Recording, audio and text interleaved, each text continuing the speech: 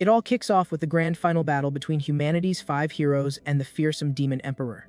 In the midst of the clash, a massive amount of energy is unleashed, destroying everything around them. And with one last explosion, the great battle finally reaches its climax and its end. The monster was defeated, but to achieve this, humanity's 5 heroes had to pay a very heavy price. After the dust settles, we see the impeccable knight and the iron fortress supporting the sky archer. Elsewhere, our protagonist tries to heal the Sage of Holy Light, who is gravely injured. But one of his comrades warns him that the enemy's final blow wounded her, and she can't be healed. He yells for everyone to shut up and keeps trying to save her, without success. His friend then asks him to stop, telling him not to try and save her anymore because she has already accepted her fate. With a smile on her face, she says she's already satisfied with this ending as her body glows with light. Even in victory, they remember their promise to all return together. But now, this was the end. Just then, our MC hears a familiar voice and wonders if it's the voice of the Demon Emperor. The voice then confirms it's his, and that those are his final words for their magnificent battle. Suddenly, the Dark King's blood envelops his friends, and they realize they've been tricked by the monster. The MC's body begins to transform, and he realizes the enemy's true ability was assimilation. The Demon Emperor then reveals that he prefers to call his unique ability evolution. Meanwhile, the assimilation continues, and our protagonist's body starts to be consumed by darkness. The voice explains that those who defeated him are worthy of becoming his new vessel for his grand masterpiece. He focuses on our hero, saying that he is the strongest human vessel of all. Seeing his comrade being possessed, one of the warriors screams his name, trying to break free. He then says he'd rather fall by his friend's hand than become a tool for the enemy. The protagonist's mind is torn as a voice begs him to abandon this idea and not take out his ally. But the blonde knight yells for him to hurry up, as he can no longer resist the assimilation. The inner voice keeps pleading with him not to let the tragedy of one brother taking down another happen. Blonde asks why his sword is trembling and if his friend can't bring himself to strike him. With a grim look, the protagonist seems to brace himself for what must be done. The monster's voice says that resistance is futile and that his right side has already been completely assimilated. With this, the knight understands that it wasn't weakness, and a small smile appears on his face. And in a swift motion, the sword's blade cuts through the air, heading towards its target. To everyone's surprise, the sword pierces through the protagonist's friend's chest. With a smile, the blonde says that only someone as ruthless and deadly as him is worthy of that ability. The MC calls him brother, and his ability awakens, causing a mark to appear on his face. Immediately after, he pulls the sword from his friend's body as the assimilation retreats from his arm. The archer, watching from a distance, screams her boss's name in despair. She and the knight tell him not to let the sacrifice be in vain and to do whatever it takes.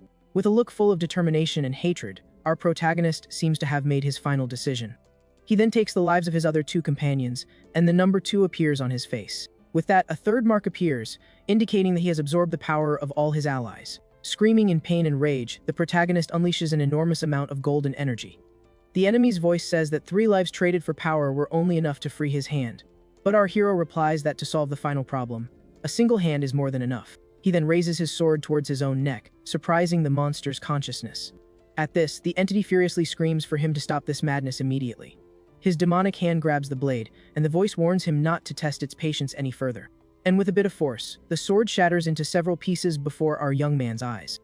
With the destruction of the holy sword Sulla, the monster believes it has won the battle once and for all. The entity then boosts, saying that no attack in this world can harm its invincible shell.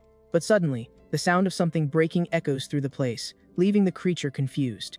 Our hero then asks if the demon really thought he couldn't destroy himself. And with a shout, he strikes his own chest, piercing his body with his free hand. Surprised by the young man's action, the monster screams his name as a massive explosion occurs. After the dust settles, we see a scene of destruction with a trail of dark energy in the sky. The enemy's consciousness admits it underestimated him, and the protagonist wonders if this is his end. Kneeling and wounded, the warrior laments that he couldn't save anyone, and that not all demons were annihilated. With a sad and defeated look, our young man seems to accept his lonely fate. Just then, a giant mysterious figure appears and says what happened is a pity. With that, the scene changes, and we see that 5 years have passed since the great final battle. In a dark forest, someone comments that it's been 5 years since their boss left them.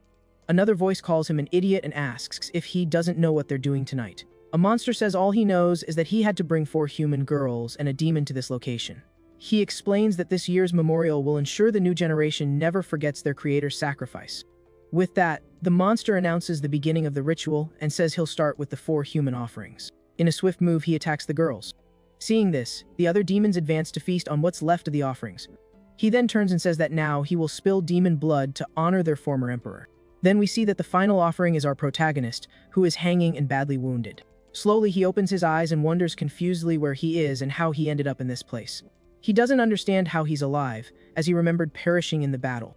But the insect monster kicks him and yells for the trash not to move, leaving him stunned. He continues, saying the prisoner is the weakest demon and doesn't even deserve a name. Shocked, our young man wonders if he's become a demon and notices that his eyes are now green. The insect then says that being a sacrifice here is the greatest honor he could ever have in his life. With that said, the executioner raises his blade, preparing to deliver the final blow to our hero. With a swift movement, the monster's weapon descends at high speed towards the young man. But to the green creature's surprise, its blade doesn't hit the target, and something unexpected happens. The insect monster becomes furious with the young man and yells at him to stop squirming because he ruined everything. Our guy then breaks free from the vines that held him, falling to the ground and escaping the attack. The green creature is shocked by the scene and wonders if the prisoner did that on purpose. With an intimidating glare, the MC asks if the half-breed demon can't recognize him. Seeing those eyes, the insect starts to sweat bullets and stammers, unable to say a single word. A memory flashes in its mind, and it screams the protagonist's name in complete panic. He then remembers an old battle at sea, where he served in the demon army. Back then, he was just a rookie and was sent to row with the other monsters on the ship. One of his superiors told him to put his back into it, because the four lords were watching everything. In the year 312, the Lin clan used the power of the sea gods and launched a surprise attack. The assault was so fast that only a single human arrived in time to stop the enormous fleet. Alone on a small raft, that man prepared to face an entire army of demons. That was the protagonist, Glon, the demon slayer of Belu City, one of humanity's strongest heroes. Meanwhile, on the other side, the demon king was preparing to give the attack command to his troops. But the only thing the insect remembers from that day was that all of his allies perished. The creature remembers that all its comrades were taken out in that terrible confrontation at sea. It recalls that with the exception of Lord Xiu, all the other demons met their end that day. Amidst the destruction, several demon kings were annihilated, and only one of them survived. Even covered in blood, the hero's gaze showed a determination, as if he were gathering his aura. In the midst of the rain and lightning, the warrior stood firm and imposing before his enemies. Back in the present, the insect monster's face shows pure terror as it faces our young man. He then explains that with the right angle, it's easy to destroy the weak spot of crustacean demons. Our guy realizes he has been resurrected, but his ability has been reset to level 1. Seeing this, the other demons shout to get him and charge all at once to attack. With just a few moves, he annihilates 9 demons, and a Roman numeral appears on his body. He says the minions were weak, and that he only got a little stronger with his ability. Another monster watching from a distance is terrified by the strength shown by the young man. Seeing it has no chance, the bizarre creature tries to flee from that place as fast as possible. But the protagonist uses the insect's blade and pins the centipede to the ground, preventing its escape. As the creature screams in pain, our young man approaches and grabs one of its legs with his hand. After the fight, he goes to the girls' bodies and covers them with a cloth to give them some dignity. Even in a new body and with a new life, his determination as a hero of humanity hasn't changed. He then tries to use a healing spell to test his powers, and a green light appears in his hand. But suddenly, 3 snakes burst from his arm, and he wonders why his hand turned out like this. His hand transforms into a reptilian claw, and he screams in denial, unable to believe what he's seeing. He looks at the body of one of the demons on the ground, and the harsh reality begins to weigh on his mind. Desperate, the young man falls to his knees as spikes begin to sprout from his back. He finally understands that he wasn't resurrected, but reincarnated into the body of a demon. With his hand on his face, he can't accept that he has become part of this shameful race he hates so much. He remembers how he despised this inferior race, and now he is one of them. With a cry of rage, he says that the only value demons have is being taken out by him.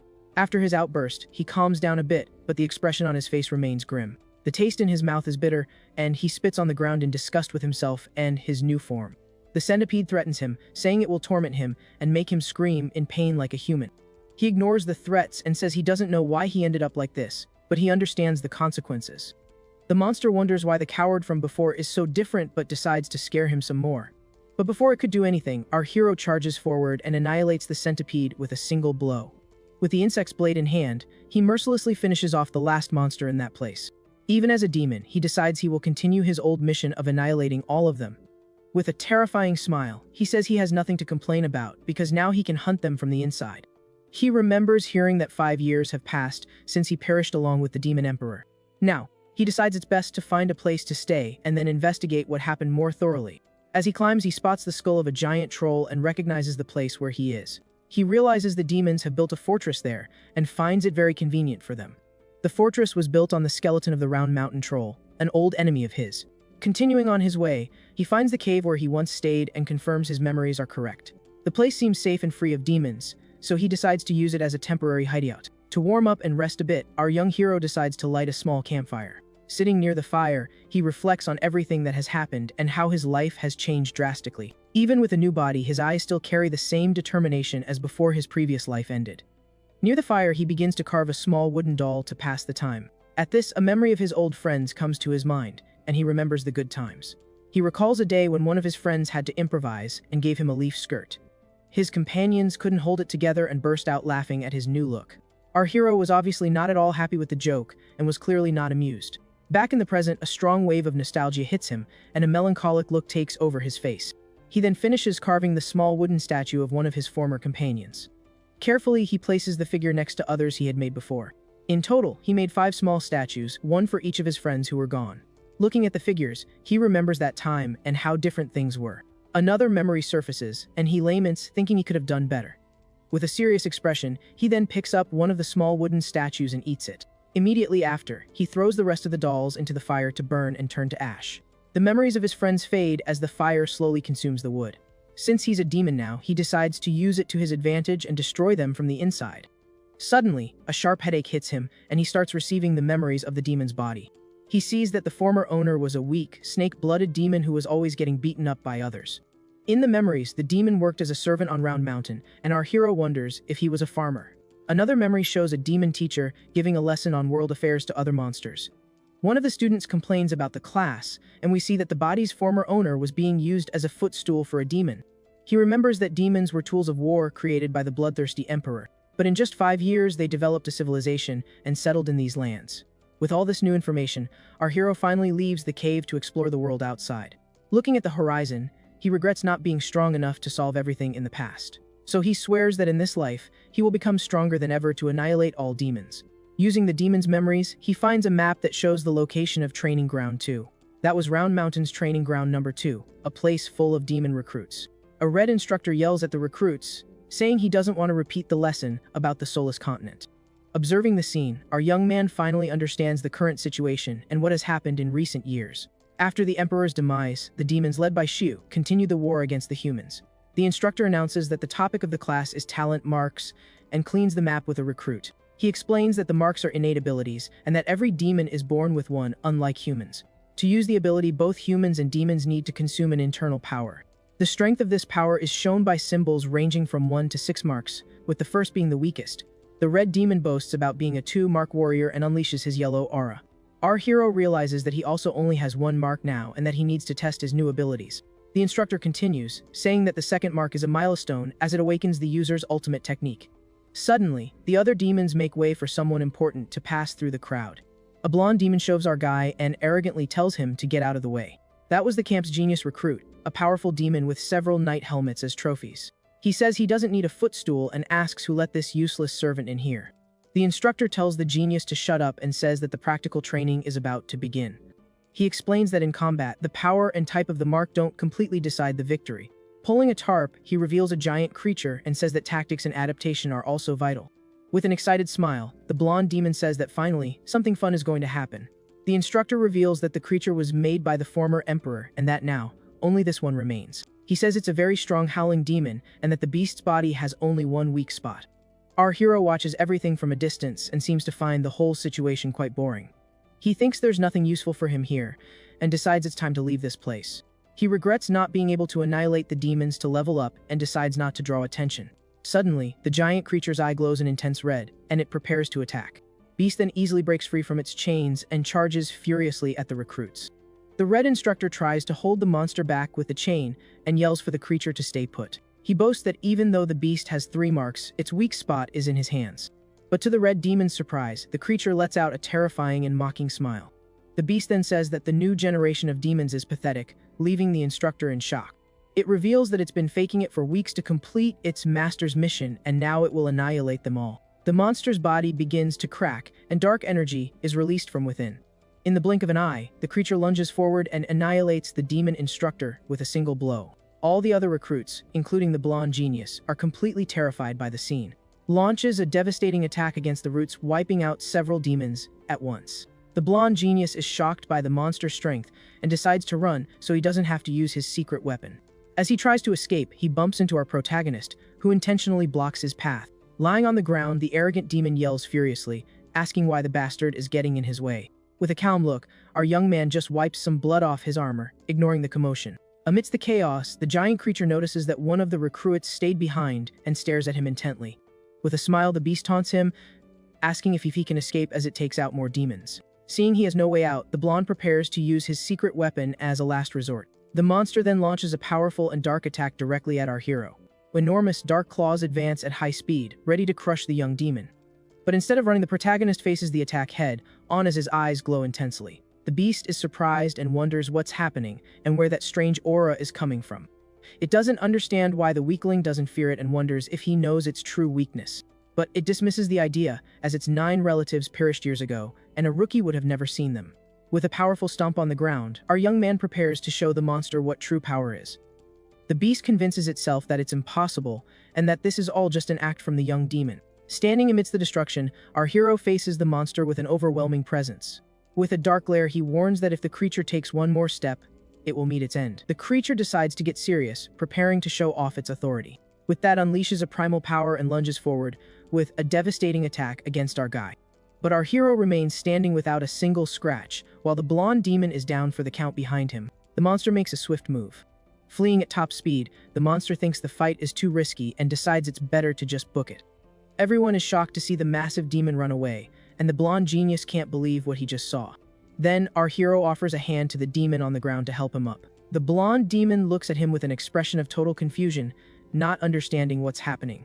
He thinks the MC is trying to get close and says that he's a two-seal genius while the other is just a servant. With a disdainful look, the arrogant genius says he won't fall for our hero's silly little trick. At that moment, our guy simply rips off a piece of the blonde demon's clothes, leaving him stunned.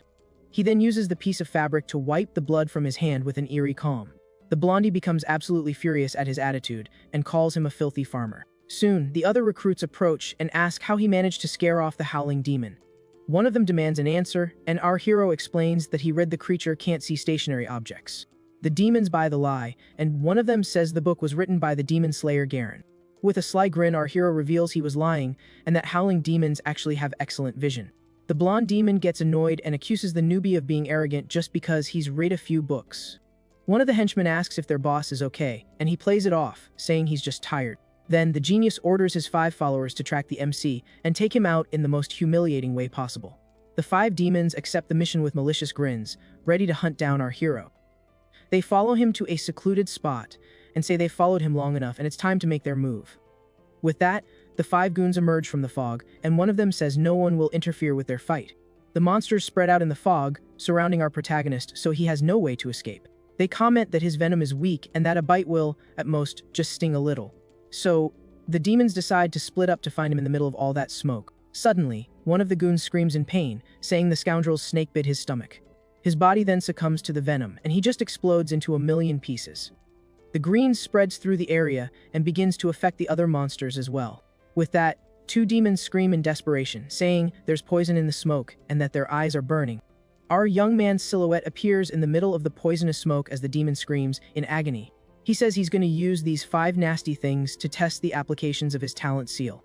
His ancient serpent bloodline gives him thermal vision, and he explains how he can now see in the dark. Furthermore, by concentrating power in his arms, he can create snakes to attack his enemies. The demons wonder what happened to their friends, and our MC reflects on his newfound tactical flexibility. Suddenly, the leader of the demons lets out a powerful howl, preparing for combat. At that moment, our hero finally emerges from the smoke. The red demon taunts him, saying he's nothing without the fog, while his brother threatens him. The monster charges at high speed, ready to deliver a devastating blow. He readies his blade arm for a powerful attack that slices through the air. The demon continues his move with a furious expression, ready to finish our guy off once and for all. Watching the scene, the other monster is impressed by the power displayed by his brother. But our protagonist remains calm, analyzing the enemy's every move with his eyes. The monster's blow approaches rapidly, seeming impossible to dodge or defend against. To everyone's surprise, the MC dodges the attack and lands a brutal hit on the demon. The surviving demon is completely paralyzed with fear by what just happened. Seeing he has no chance, the creature surrenders and begs for his life, blaming the blondie for the orders. But our protagonist doesn't seem the least bit convinced by his lame excuse. Desperate, the monster offers to lead him to the blondie's secret cave, which must hold precious treasures. The MC thinks he can use the treasures to evolve and decides it's worth checking out. So, the two walk through a forest, and the monster announces they're almost there. Reaching the edge of a cliff, the creature points to a cave hidden behind the waterfall. But before the monster realizes it, our hero grabs him from behind, sending the creature into a panic. The MC uses him as a human shield and throws him straight into an arrow trap. With the path clear, our young man thanks the creature for disarming the trap for him. The cave is a deep pit filled with arrows, with a small chest waiting at the end. Meanwhile, at the mountain fortress, a demon prepares to give a report. He informs his leader that a howling demon was scared off by a simple snake servant. The territory's leader, named Bone Crusher, hears the report and finds it all very interesting. Back in the cave, our hero picks up the chest and wonders why it's the only box there. Inside the box, he finds a small pouch, but a voice yells at him to drop the item. Suddenly, the blonde genius appears in a swift attack and manages to snatch the pouch from our young man's hands. Furious, the arrogant demon yells at him, asking how he dares to touch his precious things. The furious demon throws a kick in our young man's direction. Our hero dodges the blondie's attack, who then falls to the ground, crying out that his leg was injured in the attack. The blonde genius is shocked and wonders why he's so different from before. He realizes he can't fight head-on and needs to retreat so his leg can heal, so he decides to fall back and flies away at high speed to escape the fight. We see the blondie fleeing at top speed. Standing under the waterfall, our young man notes that it was another avian-type demon. Alone in the cave, he seems thoughtful, reflecting on what just happened there. In that moment, a dark memory of other avian demons suddenly surfaces in his mind. We see our hero's feet as he decides he must go after the blondie. He then runs at high speed through the tunnel towards the blonde demon. With a look of rage, he prepares to eliminate the demon. Shouting, our hero says that avian demons deserve to be wiped out the most. He catches up to the blonde demon in mid-air and attacks him with a powerful punch. With the impact, the two begin to plummet at high speed toward the lake. Even in freefall, our young man lands a devastating punch right in the enemy's face. The blondie then uses his claws to land a brutal blow on the MC. But he ends up kicking him, sending him flying into the water. Our hero then lands gently on the lake, as if it were nothing. The blondie taunts him, saying he was unlucky to fall into the bile lake. Suddenly, something begins to move under the water's surface, getting closer. With that, several strange creatures emerge from the bottom of the lake and surround our young man. The creatures grab him from all sides, but he doesn't seem the least bit worried. The blondie explains that those bugs will devour him until there's nothing left. He reveals that the lake was formed by the bile of a very powerful demon clan. Being pulled under, he bites one of the creatures with all his might. With this, he begins to absorb the creature's energy to increase his own power. He breaks free from the creatures with a blast of power, leaving everything around him destroyed. The blondie is surprised by his strength but quickly regains his composure. He says that even if the protagonist is strong, he'll never be able to finish off all the insects. Then our young man launches an attack with his hand, and several energy snakes surge toward the blondie. The energy snakes shoot out of the water and attack the demon in the air at high speed. He dodges and slices through the snakes with his wings, mocking the attack speed. He continues to taunt, saying that at this speed, our hero would be lucky to haul manure. The demon continues to dodge and cut the endlessly appearing energy snakes, saying that our young man's snakes are too slow and are, at best, good for tilling the soil. The blondie warns that he'll be slowly worn down to nothing and calls him a filthy farmer. Suddenly, all the insects in the lake gather together, forming a giant, weird ball. The energy snakes fuse with the ball of insects, creating a bizarre creature. The bizarre creature soars into the sky at high speed, surprising the blonde demon. With a determined look, our hero prepares his final attack to end the fight. The creature of snakes and insects charges at high speed toward the blonde demon. The bizarre creature hits the demon head on with a swift attack, shocked by the speed and wonders how the attack got so fast all of a sudden. With that, only the remains of the annihilated insects are left in the lake. He says the insects only got him to the second seal, but that's enough to deal with the bird. Chilling smile, he threatens the blondie, saying that in the next blink he'll slice open his skull.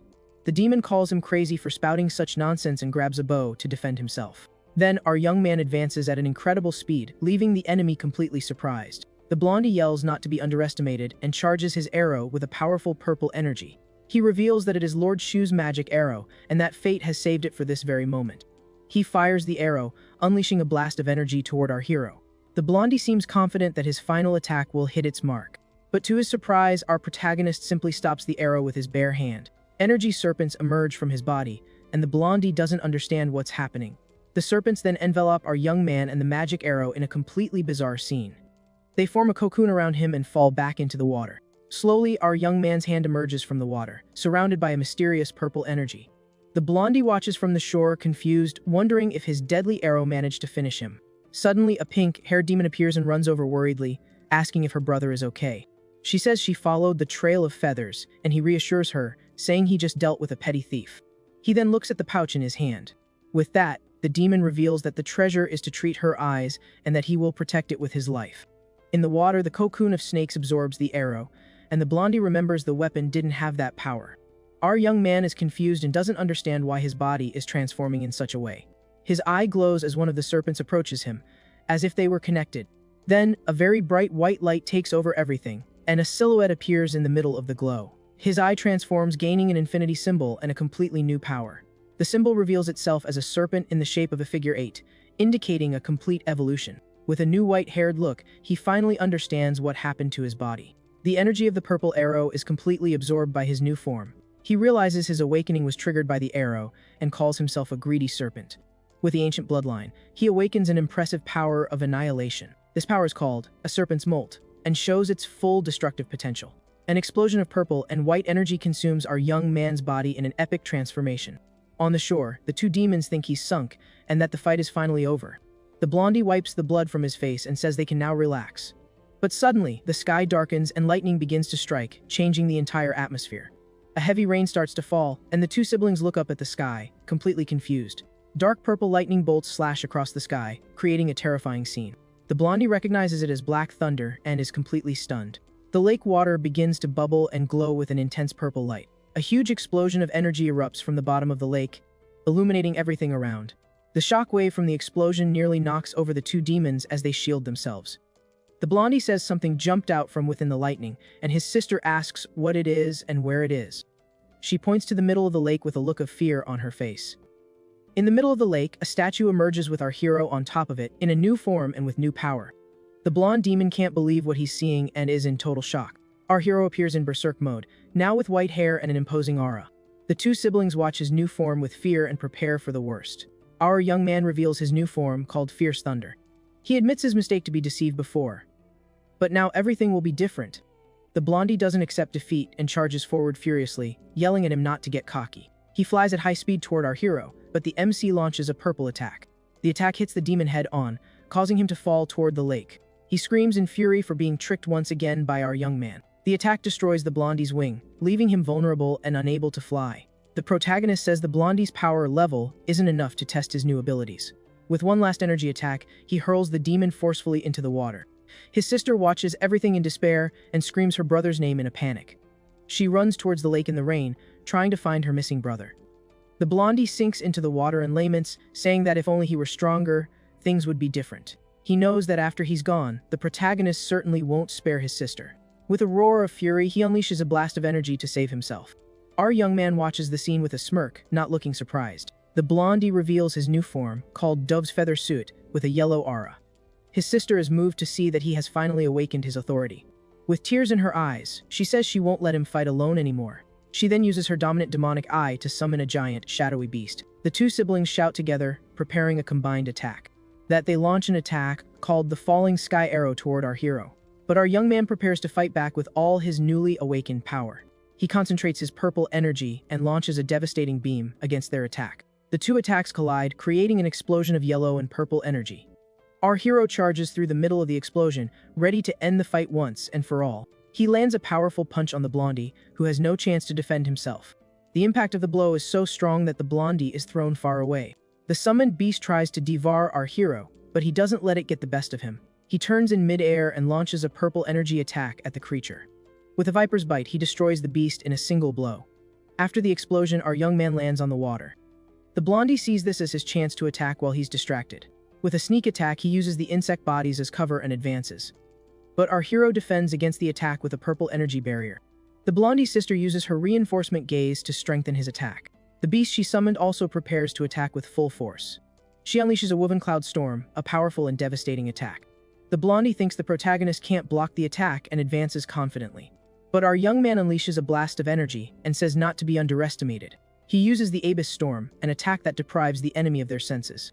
With that, the blondie falls into the water, defeated, and his sister runs to help him. He hands the pouch to her and tells her to run, but she refuses to abandon him. He desperately hands her the pouch of eyes, begging her to flee. Our young man approaches, and the blondie begs for the return of the bag with the eyes. In the bag, several human eyes are revealed, and the blondie continues to plead. Our hero explains that his sister needs to eat fresh human eyes to keep from going blind. The two siblings hug and beg for mercy, saying they don't want the eyes anymore. The MC turns away and says he's going to ask a question as the rain stops. He asks if the people who had their eyes plucked out also begged for mercy. The two siblings are left speechless by his question and don't know what to say. With a cold gaze, he demands a yes or no answer, no beating around the bush. They look at each other sadly, and the sister says she's forgotten. She looks down with a blank expression, as if she doesn't care about the victims. Our hero reflects that demons haven't changed at all, even with their new civilization. Sitting on the shore, he thinks they've just gone from hurting for pleasure to hurting for profit. He bites an apple and concludes that they treat life as something worthless. With his new form, he says his biggest gain was the fierce thunder form. He explains that this form consumes a ton of energy, so he can't use it whenever he wants. A demon calls his boss over to see the bodies and says their demise had nothing to do with the weather. He reveals that the siblings' heads were ripped off by a lightning strike in a quick and violent method. The boss Bone Crusher arrives and says it looks like an unwanted guest has invaded her territory. Meanwhile, someone is hiding in the forest, watching the scene from afar. The leader warns that she will personally investigate any mysterious ends of new talents. With a hoe on his shoulder, our young man walks through the forest as if he were a simple farmer. Bone Crusher sees him and approaches him with a suspicious look. She asks who he is and what he's doing there, and he replies that he's looking for wild berries. The boss then remembers him as the farm slave who scared off the howling demon. She shoves him aside, saying she has more important things to deal with right now. The demon steps on him and threatens him, telling him to find some good berries for her pie. He falls to the ground under her foot, looking completely helpless and submissive. She leans in close with a seductive smile and threatens him.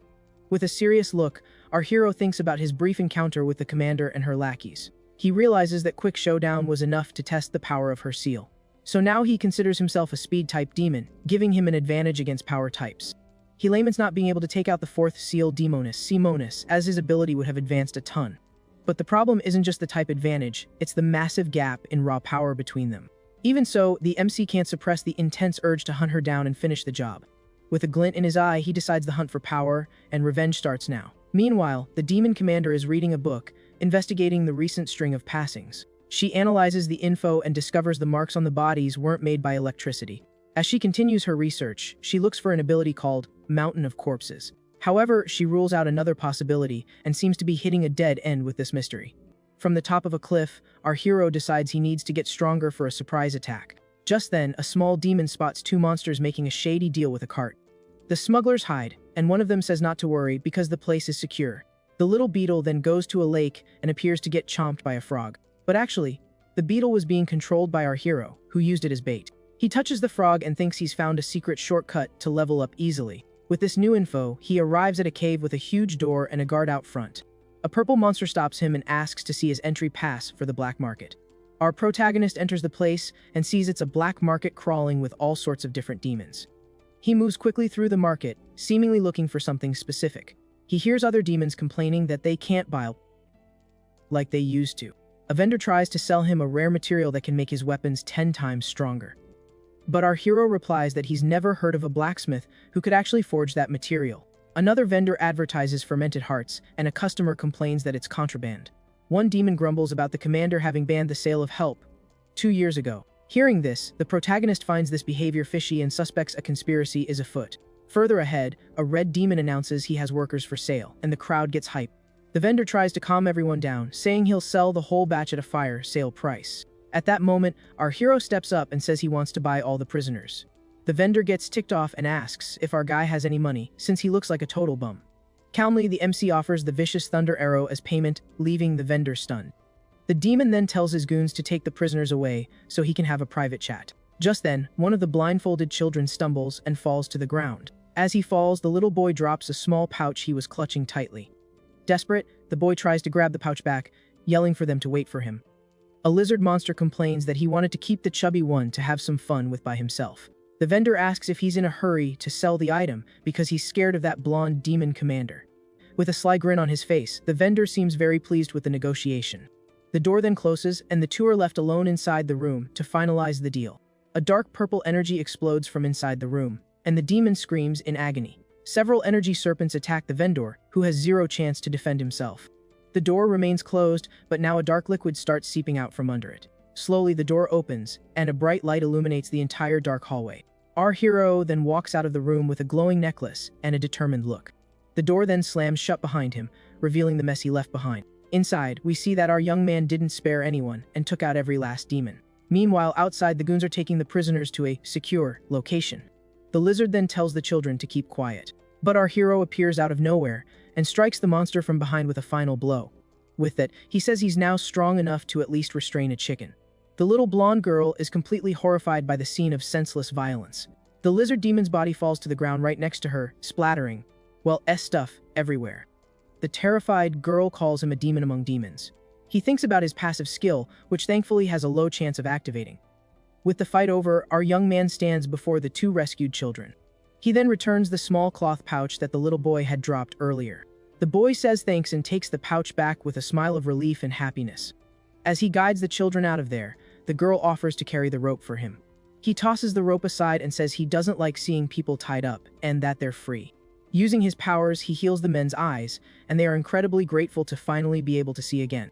He then starts healing the little boy but tells the adults to zip it because they wouldn't stop yapping and thanking him. Confused, the girl asks why he saved them since he's also a demon, and he replies, "'Cause I felt like it." The little girl is left completely speechless and stunned by her mysterious savior's blunt and simple answer. But with his eye glowing, he tells the little one to be quiet because he's busy finishing up healing the boy. Our young man then stares at the rescued humans, wondering how he should say his goodbyes once and for all. With that, an awkward silence fills the place, and the little blonde girl is left not knowing what to do. Until suddenly, a light bulb goes off above her head, and she seems to have a great idea to break the ice. So the girl turns to everyone and says she's going to tell a joke to lighten the mood a bit. She starts telling a story about a tavern that was offering a nice discount on the third drink to celebrate a festival. With a smile on her face, she continues, saying that a man asked the bartender for a glass of the second drink. At that moment, the rescued men just give her blank stares, not getting the punchline of her joke at all. The little girl then puts on an innocent face, realizing her attempt at humor didn't quite land. But suddenly, the sound of a muffled laugh echoes through the cave, surprising everyone there. One of the men points to our hero, and the little girl is overjoyed that someone understood her joke. However, out of nowhere, a serpent of dark energy emerges from our protagonist's feet and lunges forward. The creature then wraps itself around the little girl, who screams in terror, not understanding what's happening. The serpent strikes the other people, who also scream in pain and panic from the attack. One of the men falls to the ground in shock and cries out for their savior, unable to believe he's been betrayed like this. Sitting on a rock, our young man looks down at them and says they were very naive to trust him. The man says that the demonic race always hides a venomous heart and that they should never be trusted. With a smirk, our hero says this is what happens when you trust him and that they should remember this lesson. After that, all the rescued humans fall to the ground, seemingly lifeless after the poison's attack. He then approaches the little girl and asks why she's resisting the poison he unleashed. But crying, the girl says he didn't want to finish them off and only meant to knock them unconscious. Our young man remains silent for a moment, a serious expression on his face. The girl says he just wanted to teach them not to trust demons, and he asks what makes her so sure. She then yells that it's because he's a good demon, and that's why she trusts him completely. At that moment, the little boy wakes up and asks his friend what she wants to do now. With her eyes shining, she says she wants to follow him, but the MC replies that he doesn't need any dead weight. She then introduces herself as Sola, a blacksmith, and promises she won't get in his way at all. Our hero recognizes the name and asks if she happens to be the granddaughter of a man named Alexius. Surprised, Sola confirms it and asks how he knows her grandfather, leaving the MC lost in thought. He explains that they are old acquaintances, that he even held her in his arms when she was just a baby. With that, a memory of an old forge comes to his mind, revealing a bit more about his past. In the memories, we see Alexius, Sola's grandfather, saying that he doesn't forge swords for those who harm their own or the innocent. With a serious and suspicious gaze, he stares intensely at our hero from that time. The blacksmith says the MC reeks of blood and that his seal of talent can still smell it, even after all these years. He then tells our young man to leave, but the MC reveals that Sister Dia sent him to find him. He then says he wants the steel sword the blacksmith is forging, and the old man asks if he's with this sister. Our hero then just confirms with a brief nod. Alexius is silent for a moment, a serious expression on his face as he sizes up the situation. He then agrees to forge the sword, saying he'll repay a favor he owed her with this weapon. Old man Alexius shows a small statue he received from the sister and says he plans to use it as the handguard for the blade. Our young man asks when he can pick up the sword, and Alexius tells him to be patient, as it will take a few days. He then mentions he needs to call a scholar to bless the birth of his grandchild, who is on the way. The scene changes, and we see our young man kneeling in the middle of a cold, desolate, snow-covered landscape. In the background, we see a completely destroyed house and a sword stuck in the ground. Alexius then appears holding a baby, and our hero approaches to ask where his sword is. The blacksmith points to the weapon stuck in the snow and tells the warrior to go get it himself. Alexius reveals that the name on the sword is Sulla, the same as his granddaughter's name. Then, with a serious look, our young man asks about the little child's parents. Alexius tells him they were gone when a horde of demons invaded and attacked their village. He explains that the creatures wiped out everything, and everyone they saw without mercy. He then asks if Sister Dai and our hero's beloved also perished at their hands. With an expression of pain, the MC confirms that yes, they're all gone because of the demon race. The blacksmith hands the baby to the warrior and laments that she never even had the chance to receive her blessing. Our young man then looks down at the little Sulla in his arms with a determined gaze. He decides to give her his own blessing and wishes for her name to accompany him on his journey. Alexius asks if he should change the sword's handguard as demons approach them. He suggests that, in our hero's current state, he might not need mercy anymore. The protagonist questions the meaning of mercy as he faces the enemy army. He then reflects that healing the wounded is just a self-deceiving remedy for the sect of mercy. He prepares for battle, facing the horde of demons with his new sword in hand. Vowing that he will act before the wicked, can even raise their blades against the innocent. With his new sword, he charges against the horde of demons, promising to eliminate them all without mercy. Our hero unleashes powerful and precise strikes, and each movement of his blade leaves a trail of destruction. In the blink of an eye, he annihilates several monsters at once, showcasing his impressive speed and strength. He shows no hesitation in his eyes. His only mission is to keep fighting until no one is left standing. With his face covered in blood, he swears to stack the bodies of his enemies until they form actual mountains. For him, true mercy is annihilating them all, so that the innocent will never have to suffer again. But back in the present, young Sulla says her grandpa used to tell her stories about him, but she asks why he looks like a demon now. Our hero dodges the question, saying it's a long story and that he just takes really good care of himself. Then, he turns the questions back on her. Sulla crosses her arms and declares she'll only go back to her grandpa after she's forged the ultimate demon-annihilating blade. Seeing her determination, her reflection flashes in his eye as he watches her intently. So, he encourages her to keep up the hard work, and she gets totally hyped, asking if he really believes in her. With a thoughtful look, the protagonist says that having a passion is a good thing, and he's even a little jealous of it. Afterward, he writes a note for the humans, introducing himself as the Vampire Knight and leaving them instructions. With that, he leaves the humans passed out on the grass so they can safely be on their way when they wake up. Upon waking, one of the men finds the note and shouts excitedly that they were saved by the legendary Vampire Knight. Following the instructions, the rescued humans get dressed and begin their long journey toward freedom. The little boy still seems to be in disbelief, asking if everything that just happened was actually real. Meanwhile, our hero returns to the cave and says he took care of a few demons. Sulla then proudly shows off the simple forge she built herself, saying it was a piece of cake to put together. But she laments that the best material is in an occupied mine, so she has no way to put her real talents to use. Our protagonist hands her a rare, golden material, leaving her completely stunned. He says he grabbed the material earlier, and Sulla excitedly praises him, calling him a master thief. Our hero then asks if she knows how to forge that steel, and Sulla brags, saying she's one of only 3 people in the world who can. His expression turns dark when he hears that the third blacksmith is the current demon king of war, Agricola. She explains that this king is the strongest in history, and that there are only 6 weapons made from this material in the entire world. Lost in thought, he realizes he needs to get stronger as fast as possible to deal with this new threat. Sulla then asks where he's going, and our hero replies that he's going to continue his hunt to get stronger. Elsewhere, a demon reports to his boss that there were no survivors at the black market, which sends her into a rage. The boss relaxes in a hot spring and orders them to hang the bodies in the square as a warning to everyone. The lackey asks how they're supposed to find the culprit, but the boss just tells him to shut up and get back to work immediately. She then threatens him, saying that if the farm slave's breakfast is subpar the next day, they won't live to see another. She sinks into the water, thinking she's really craving some high-quality sugar. Meanwhile, some demons are talking about the situation, and one of them thinks it must be bandits from other territories. Our boy overhears the conversation, and one of them mentions that the boss would notice a high-level demon unless they were disguised. Realizing the monsters are on high alert, his hand glows with a green energy as he plans his next move. Near a group of monsters, he concludes that passing himself off as a weakling is a much better way to level up. A couple of demons find the body of another one of their own, commenting that this has been happening a lot lately. Our boy hears them and reflects that he wasn't the one who took that guy out, so something weird is definitely going on.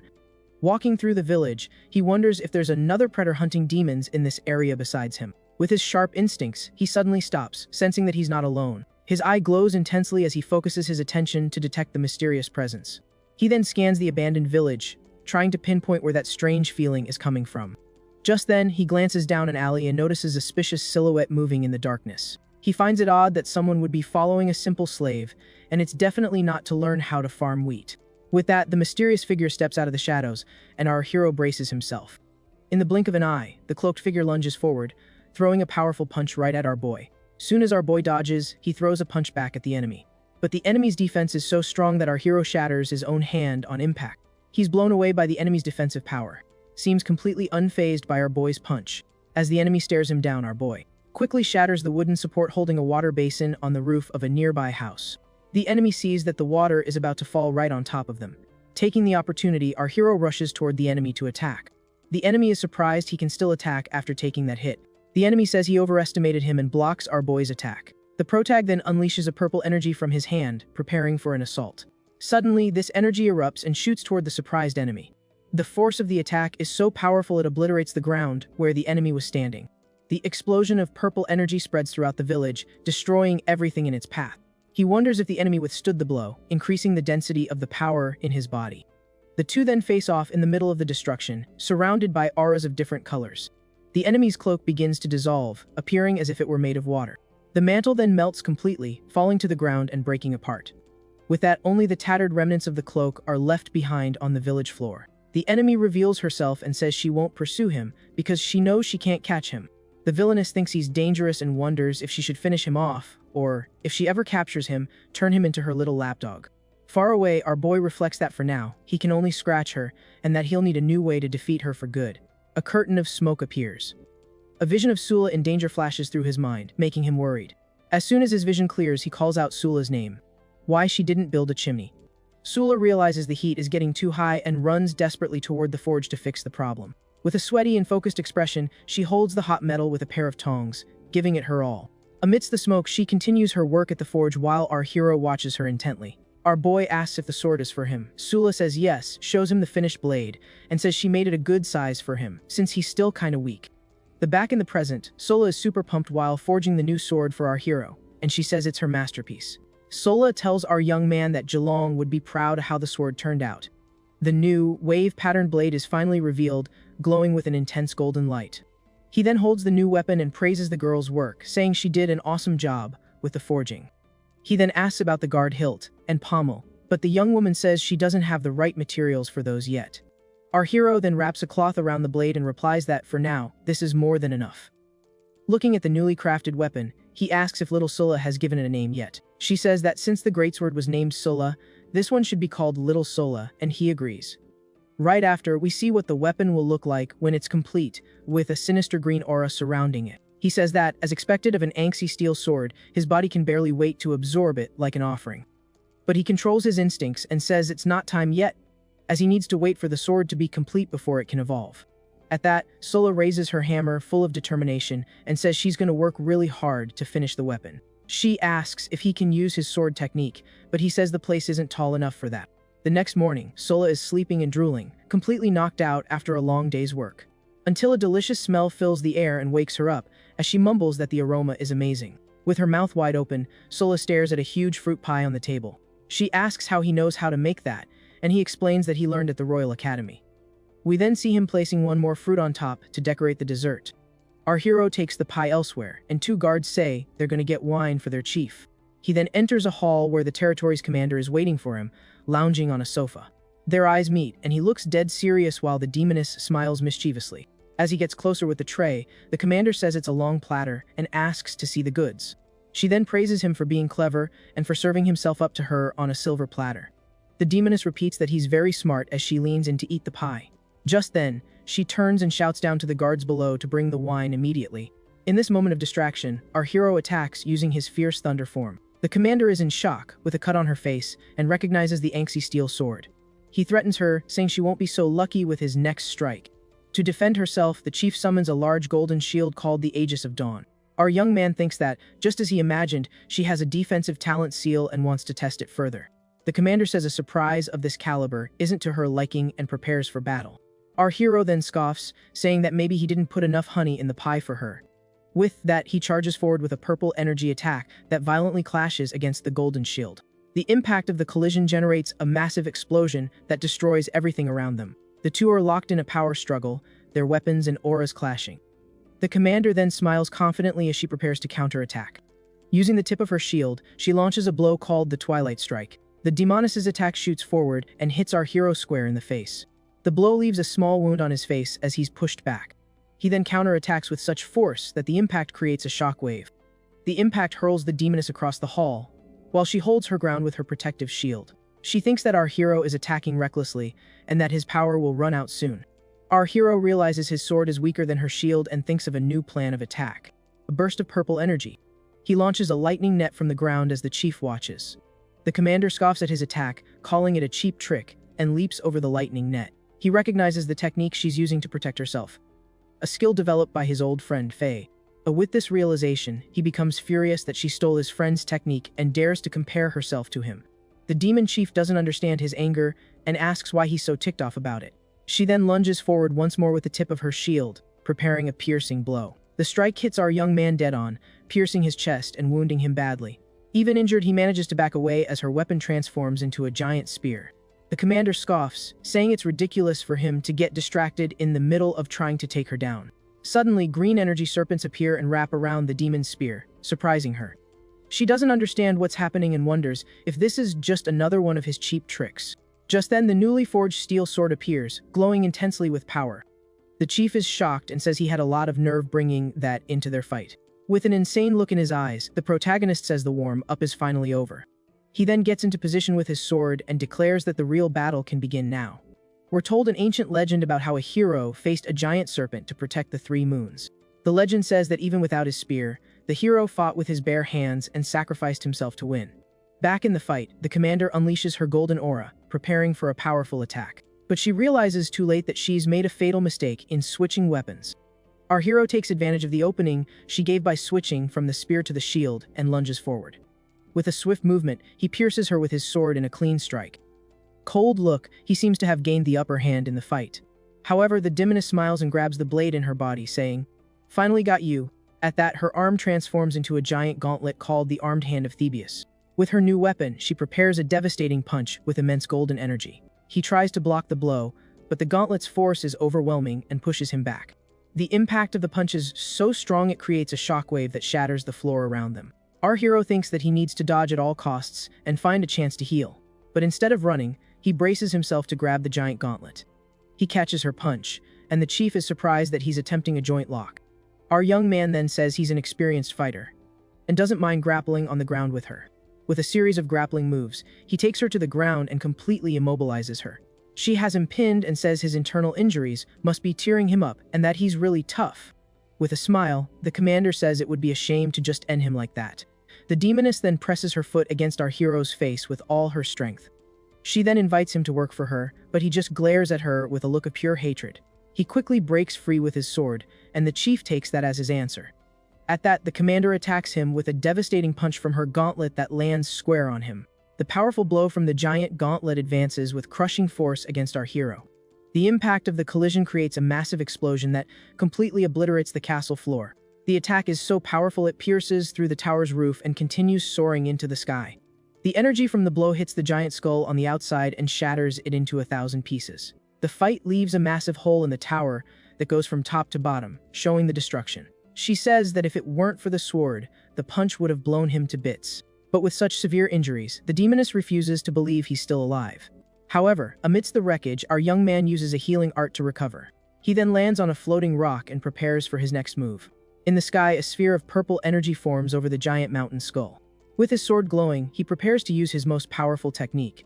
The commander recognizes the move and wonders if it's the second form of the sword technique. His technique, Phantom Thunder, strikes the skull with absurd power. Furious, the demon chief yells at him and prepares a counter attack with her gauntlet. She then meets his attack with her fist, which is glowing golden. The two powers collide in an explosion of energy. The collision is so strong it engulfs the entire fortress in a blinding light. After the dust settles, we see that the tower was severely damaged by the impact. Inside the ruined hall, our hero emerges from the smoke and rubble. He's back in his normal form, with a calm expression and tattered clothes. His green eyes shine with unwavering determination. Emerging from the smoke, the chief says that his attack almost finished her. The demoness then reveals that in 2 years, he was the first to force her to use this technique. She reveals her innate seal, the Immortal Battle Banner, which absorbs and redirects any attack it receives. Our hero is stunned and wonders about the power of that Immortal Battle Banner. The chief creates pink energy claws and prepares for the final blow against her opponent. The commander then charges with her new weapons, telling him to take that pride with him to the underworld. The protagonist gets confused by her technique and wonders if this has something to do with his friend Faye. The demoness then stops her attack with a dumbfounded look on her face, having no idea what he just said. Back in the present, the demon commander seems to be pondering the recent events that went down in her territory. Our MC then takes off the bandage wrapped around his neck. A little while back, there's this group of adventurers talking about the legendary hero they're supposed to meet up with. Just then, the girl in the group spots a strangely round mountain peak off in the distance. Suddenly, that so-called peak starts to shake violently and lift itself off the ground, catching everyone completely off guard. Turns out that was no mountain. It was the head of a giant monster with glowing red eyes. And just like that, the massive round mountain troll gets to its feet, revealing its gigantic body to the heroes. But instead of attacking, the monster grabs its own head and starts screaming in pain. They're all confused as the creature's head starts to get pointy. One of the warriors recognizes the attack as the legendary Heavenly Fall Sword technique. Right after, a powerful slash of energy cuts clean through the creature's head. A beam of light shoots down from the sky, completely piercing the giant creature's skull. Then, the enormous creature begins to topple over. That massive giant, looking like something straight out of an anime, comes crashing down, completely lifeless. At that moment, the mysterious saintess appears, wielding a powerful golden energy. The mysterious figure creates an energy barrier, shielding the group from the impact of the massive fall. With the troll's body now on the ground, a huge shockwave sweeps across the entire battlefield. When the dust finally settles, the monster's giant head is lying motionless on the ground. In the distance, the group of adventurers stares at the carcass of the creature that was just obliterated. But all of a sudden, the troll's teeth start to move, as if something is trying to crawl out of its mouth. Spooked by the chompers moving on their own, the group quickly gets ready for another fight. The creature's carcass starts gushing even more blood, making a huge mess of the area. Just then, a blood-soaked hand slowly emerges from inside the troll's mouth. Drenched in blood, our protagonist pulls himself up from inside the creature. With a cold gaze, he asks about the 3 helpers that Mirovec mentioned in her letter. The blonde hero replies that they are all comrades against the Demon Emperor. But our MC says that drawing a clear line between them is better for everyone involved. Our boy leaps in front of them, radiating a powerful aura. After walking past Blondie, he says that feelings that run too deep can become a burden or a hidden danger. Then, our protagonist faces off with the team's tank. The giant knight completely disagrees with Glan's way of thinking. Our hero then replies that he couldn't care less about his opinion. With that said, he simply turns and walks away. The blonde guy then asks the big fella to forgive him, explaining that the kid has a difficult personality. But the knight says it's all good, since he has no intention of being friends with that guy either. Elsewhere, the purple-haired demon sees someone and asks, "Is that really you?" Turns out she's staring at our hero, who's looking a lot cleaner now. Our protagonist confirms it with a simple yes and a slight smile on his face. The demon girl gets super happy and hugs him tightly, shouting that he's alive too. Overcome with emotion, she leaps into his arms and holds on for dear life. Our boy then asks why she's crying, saying she wasn't like this before. She says she never thought she'd be able to see a comrade again. Glenn gets a sad look on his face and apologizes, saying if only he had done better. Just then, 2 demons appear at the door and ask what's going on. The 2 monsters see their general on top of our hero. She tells the 2 to get out and says she's going to rest to get her strength back, so they just obey. The 2 leave, looking pretty suspicious. With them gone, our protagonist uses a healing spell on her. She asks if he's been feeling guilty all this time for what happened in the past. The demon girl cuts him off, saying she always found it annoying how he blames himself for everything. She cries out in pain, and he tells her to hang in there, since she broke more of his bones than he broke of hers. After that, the 2 sit down to eat some fruit and talk a bit more. He confirms that he was reincarnated as a demon 2 years ago and also found his sister. Our protagonist is shocked and asks if his old comrade, switched teams. He insists, asking how his friend became a woman from the demon race. The demon girl just stares at him with a serious expression, not saying a single word. With a smirk, she finally reveals that actually, she's been a woman the whole time. Glan is left completely speechless by this revelation and can't believe what he just heard. He's still reeling from the information, staring at his old companion in total confusion. She then asks if, in the 3 years they knew each other, he really thought she was a guy. A memory shows his friend with the giant armored knight. Our protagonist is stunned and remembers once arguing with Mirevech. Our hero then asks if everyone else already knew about this. She confirms that yes, every single one of their other companions knew. Outraged, he asks why she never told him the truth, but she flips the question back on him, saying she just assumed he already knew. Glan asks her to confirm this isn't some kind of joke, and she brings up how he used to call her Gigi. He explains that he thought it was some kind of military title. Mirevech sees Sala sleeping and asks who she is. Glan says she's Alexius's granddaughter. She then turns and notices some small wooden figures on top of a barrel. She starts counting the figurines and realizes that one of them is missing from the group. She also spots a few things on the floor. She then picks up the objects from the floor. Our protagonist replies that they're to remind him to be better in the future. With a determined look, our boy vows that he will eradicate evil and protect everyone. But his companion just starts laughing, finding his promise pretty hilarious. She doubts he can pull all of that off by himself, with no help from anyone. But then she says that when it comes to taking out the bad guys, he can count on her help. With that, the two seal their partnership with a firm handshake. This gesture shows that they're back together again, ready to face whatever comes their way. A moment later, the figures on the barrel are complete, symbolizing the old group. The 5 wooden figurines represent the old group of heroes, finally reunited. Sitting on a cliff, they talk about the last 2 years, and what's been happening. They talk about the kingdom, and she says the current demon king couldn't care less about anything. The demoness mentions that sometimes her monster instincts try to take over. Our protagonist agrees, saying that his demonic nature has changed him a bit too. This gets his companion curious, and she asks how he feels different. Glenn explains that his personality has become calmer, and he has fewer ideas for battle strategies. This answer leaves Mirevech completely baffled, making a pretty funny face. Sala shows up and asks Glan who the lady is. Mirevech is charmed by the girl's cuteness, and pinches her cheeks affectionately. Our hero introduces the girl as Sala, and the woman complains about her plain clothes. She then invites the two of them to her basement, which is a much safer place.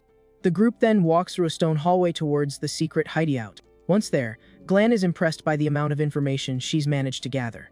He looks at a board with a list of the demon kings who are their targets.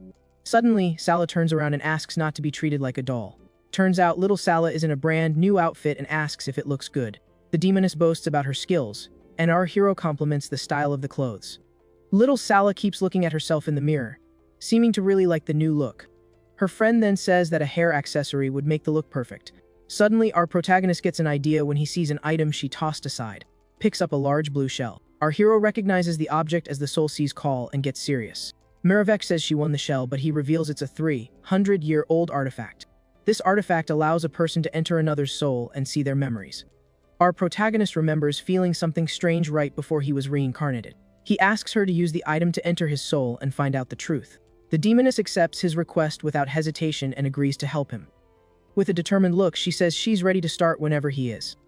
Our hero then says that for the item to work, they need the other half. His friend panics when she remembers that the other part of the shell is missing. She explains that a gang of bandits stole the other half of the artifact. Our hero asks why she didn't just get the item back, and she says she's terrible at tracking. Glan complains that even after all these years, she hasn't gotten any better at stealth techniques. He says her attempts at being sneaky are so bad that a blind man could spot her. The lady cries and promises to practice in the future, but our boy yells at her to do it now. Elsewhere, we see the bandits' camp, where they have the stolen artifact. The thieves are gathered around a campfire, talking about the various supplies they've received. Inside a tent, the gang's leader is talking with a woman about his future plans. The big boss reveals he wants to get strong enough to fight an evil dragon. Outside, a few members are carrying 2 heavy boxes, which are tributes from another group. Turns out, our heroes use the boxes to sneak into the camp without being seen. From inside their hiding spot, Mirevech compliments the plan, and our protagonist tells her to stop with the metaphors. They comment on the infiltration, saying there are too many bandits for a direct attack. One of them worries that someone might run off with their half of the shell in the middle of the chaos. They decide it's better to observe first and figure out where everything is hidden. A beefy bandit sits on the very box our protagonist is in. The beefy bandit suggests they wait for their enemies to wear each other out before they swoop in and attack. But suddenly, the box he was sitting on completely breaks, sending the bandit to the ground. Sprawled on the ground, the man complains about the shoddy box, and his friend notices it was empty. So, to avoid being discovered, our hero quickly transforms into a snake. Tucked away inside a box snake, our hero and his pal are keeping an eye on the enemy's movements. They scope out the entire bandit camp, including the busted-up box he was in. Meanwhile, the head thief is chatting with some lady, saying he's off to the black market to trade some items. But the elf chimes in, saying the market got wrecked by someone super strong, just as our guy closes in. When the bandit chief senses a strange presence and yells out, "Who's there?" And just like that, our guy appears, announcing that the target is confirmed and his friend can go have her fun. Right on cue, Mirov leaps out of the box and lays into one of the henchmen with a solid punch. She grabs him by the neck, totally cheesed off that they nabbed all the good snacks and left her hangry. Fueled by rage, she then unleashes a devastating blow on the monster without a shred of mercy. After knocking down a few enemies, she just stands there as more goons circle her, ready for a fight. The gang leader is absolutely furious, blaming our hero for leading Mirov right to their doorstep. The chief hands the artifact over to the woman. In a panic, he makes a run for our hero, using the girl as a flimsy excuse and yelling for help. But before he can get very far, a swift and precise strike takes him out mid-stride. The elf then reveals herself, saying she was sick and tired of that guy anyway, calling him a real piece of work. With a serious gaze, our hero faces off against the elf, who taunts him, asking if he wants the artifact. She keeps the trash talk going, saying that if he takes the item, she'll turn him into her new plaything. Not even hesitating, our guy darts forward with incredible speed and snatches the object right out of her hand. The other goons are completely floored, in disbelief that their boss was taken down so easily. Meanwhile, Mirov is busy fighting other bandits, and our guy starts critiquing her fighting style. He explains that her power can basically blend offense and defense into one move. So, he offers to share a few techniques, and an energy serpent materializes in his hand. The serpent then bites his friend's shoulder, and he tells her not to resist, but to feel the power. He says that by following its circulation, she'll discover a new way to operate her talent seal. Our hero says he'll show her one time, and a green and yellow aura envelopes her body. She then unleashes a powerful attack that completely wipes out all the enemies around her in one go. With her new shield and spear, she remarks that the feeling of learning something new isn't half bad. Our hero then grabs the artifact and says it's time for them to head back to the hideout. Back at the hideout, we see little Sula sleeping soundly at a table loaded with food. He mentions that the item is delicate and can only be used one time to see what happened in the past. Mirov gives him a worried look, but he reassures her, telling her not to sweat it. Then, with the artifact in hand, our hero tells her to brace herself as the object begins to glow intensely. An enormous serpent of dark energy is released from the artifact, lunging toward her. Next thing you know, he appears alone amidst a thick smoke, inside his own soul. Our guy then warns her with a smirk not to peek at things she's not supposed to see. Just then, his friend enters his soul space and wonders what it is she isn't supposed to see in there. All of a sudden, a giant, twisted statue emerges from the darkness, scaring the daylights out of her. She then realizes it's a statue of the god of mercy and thinks its appearance is seriously messed up. His friend is stunned to see the shape of his soul, and he explains that this place is his soul. A chaotic and cosmic vision of the past then unfolds before Mirov's eyes. Our hero's soul form then points toward the vision and tells his companion to go on ahead. With that, she walks toward a red light, ready to find out the truth. She soon sees the memory of a knight being struck by a powerful golden blow. The woman then realizes that this is one of his memories from after she had passed on. Surrounded by a dark, red energy, he remembers being cornered by the enemy. Inside the MC's memory, Mirov watches everything unfold with a serious and concerned expression. The evil being then reveals that he'll use a backup plan, relying on someone else's authority to survive. His cruel plan was to use a possession technique to reincarnate his soul into the body of a demon. But the blue symbol shatters, and the evil being complains that the form wasn't complete yet.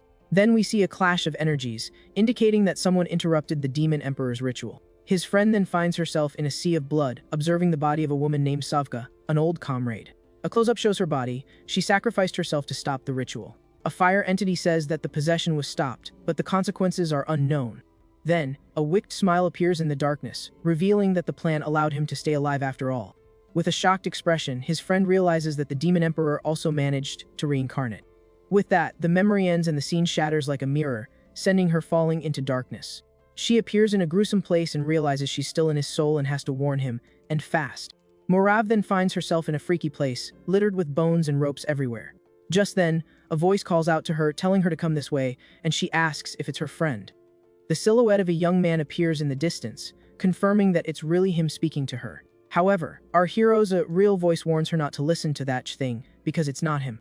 This leaves Morav totally confused, with no clue what's going on in this place. A giant, shadowy creature appears, revealing the true nature of his soul. The monster lunges forward with its giant maw to devour her, but she doesn't even flinch. She then defends herself with a powerful punch that shatters the creature's attack. At that moment, our hero's spiritual form appears and yells for her to get out of there, fast. He then uses his power to kick his friend's soul right out of his body. Back in the real world, his companion is exhausted and asks what the heck that thing was. Our MC says he'll explain later and asks if she found out anything important. She reveals that the Emperor's ability was to assimilate whoever took him out, and his power was passed on to someone else. Hearing this, our guy gets furious and slams his fist on the table with all his might. A dark aura then covers his body as he thinks about his old enemy.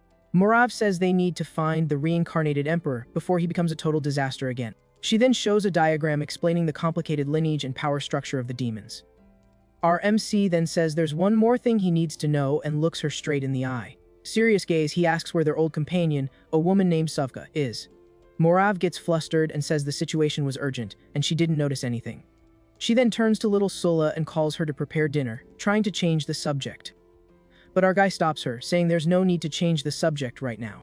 He insists with a firm look, asking her to just tell him the truth. With a sad expression, his companion seems unwilling to talk about what happened. She then laments, saying she doesn't know how she's supposed to tell him this story now.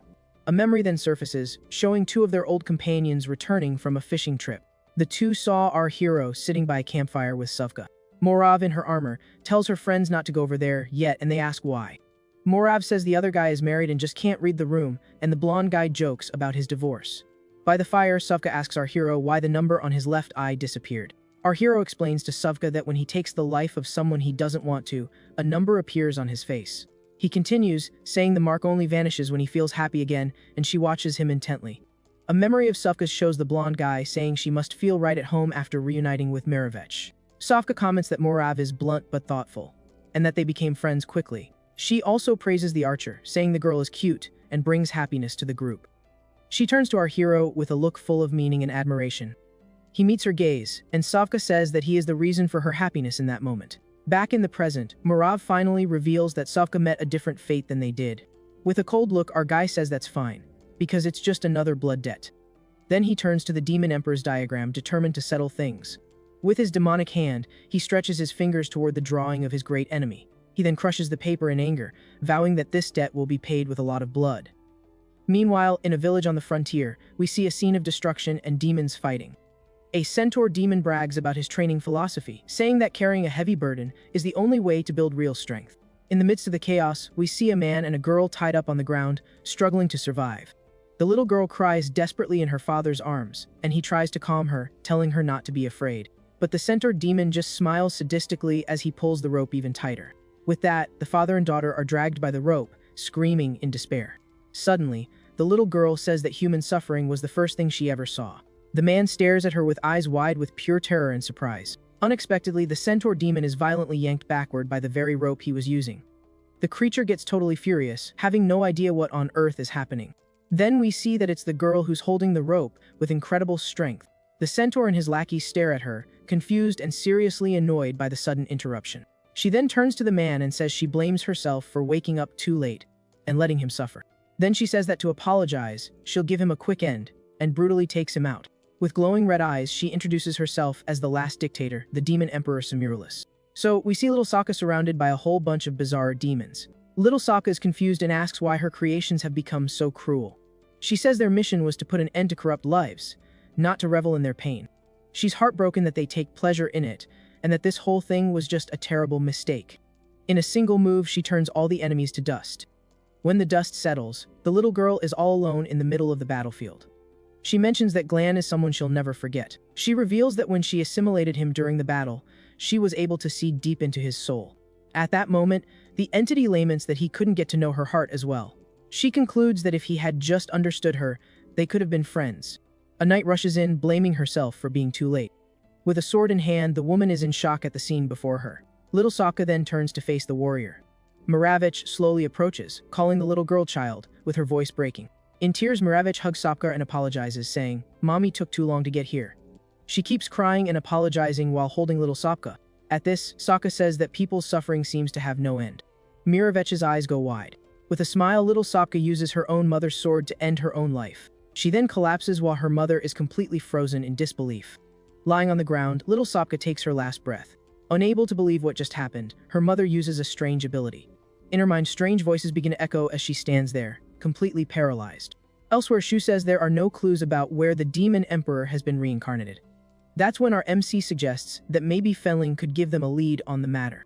He explains that Fenling can tell truth from lies and isn't a fan of the demon race. So, Shu agrees that the Silent Death Demon King is their only hope for now. But our boy wonders if they can really trust another demon and remembers his objective. Their real plan is to wipe out every single demon until the entire race is annihilated. Fenling calls out our MC for being lost in thought. Our MC says it's nothing, he was just spacing out for a second. He leads his companions to a clearing and says this spot is perfect for what he has planned. Glan then reveals he's going to summon a vampire knight to pass the information along to the humans. The demon girl is shocked, saying that vampires are just legends, but she's heard tales of their power. That said, our hero uses his own blood to begin the summoning ritual. Huge red magic circle forms on the ground. 2 hours go by, and our MC figures he's probably just taking his sweet time since he hasn't been summoned in years. His partner says she's getting drained and decides to catch some Z's. The summoning circle keeps glowing on the ground, awaiting the creature's arrival. The scared little girl asks if vampires with bat wings are real, just like in the stories. Suddenly, a strong wind starts blowing through the forest, frightening the little girl. Her eyes go wide with pure terror. She spots a bat in the distance and breathes a sigh of relief, thinking it was just her imagination. But then, out of nowhere, something gigantic appears in front of her, covered in blood. The little girl lets out a scream of pure terror at the bizarre creature that just appeared. On the ground, the terrified girl desperately cries out for her uncle. The bizarre creature is a vampire knight in black armor, covered in blood. Our MC then shows up and says he didn't summon this guy just to scare everyone. With a powerful aura, our hero tells the Bujiman to start taking things seriously. The surprised vampire knight notes that the person who could use this summoning array to call him passed away a long time ago. Bleeding and wielding his blood sword, he demands to know how Glan learned the ritual. Glan gets the vibe that this vampire knight isn't exactly the friendly type. The creature threatens Glan, saying he hopes for a voluntary confession, otherwise, he'll have to get it by force. Our hero isn't fazed at all and even throws some shade, saying the enemy's rhetorical question is a good one. He adds that other than that, nothing else about him is decent, and that the monster is a huge letdown. Is completely floored by Glan's audacity. Our boy projects his aura onto the vampire knight, leaving him stunned. The creature seems to recognize that voice and starts to panic, wondering if it could really be him. With his helmet off, he's revealed to be a young man with white hair, and he calls out to Professor Jilong. We're shown a castle that looks like some kind of school academy. We see the vampire knight's memories of being mistreated by others, begging them not to burn his hand. The bully is Mulder Lawrence, an 18-year-old hare who asks why he shouldn't hurt him. Crying, the boy replies that his mother would see the burn and worry about him. Mulder then remarks that unlike his family, normal mothers actually care about their children. Mulder ignores the boy's tears and asks what that has to do with him as he burns the poor kid's hand. Then, with a wicked smile, he says it's now the other hand's turn to get a little roughed up. And just as he's about to strike the young man's other hand, a mysterious man appears and grabs Mulder's wrist, stopping the cruel act.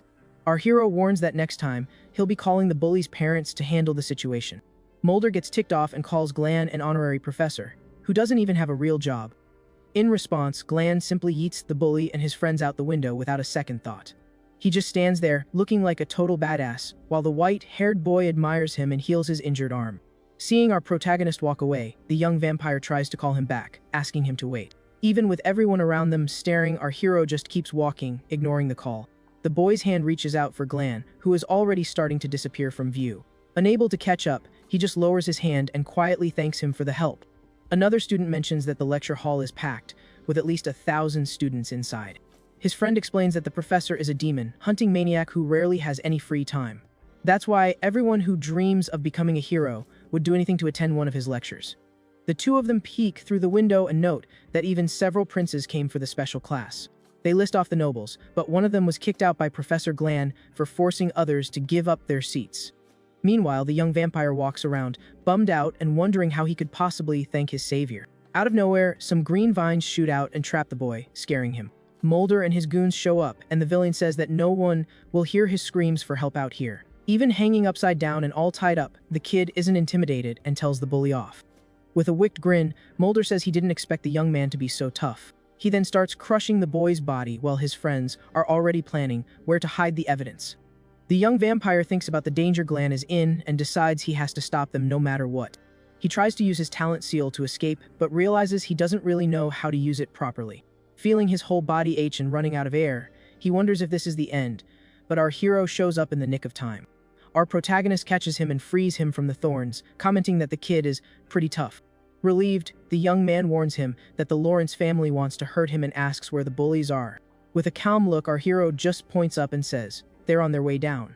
And then we see the three bullies falling from the sky at high speed, looking like Team Rocket blasting off again.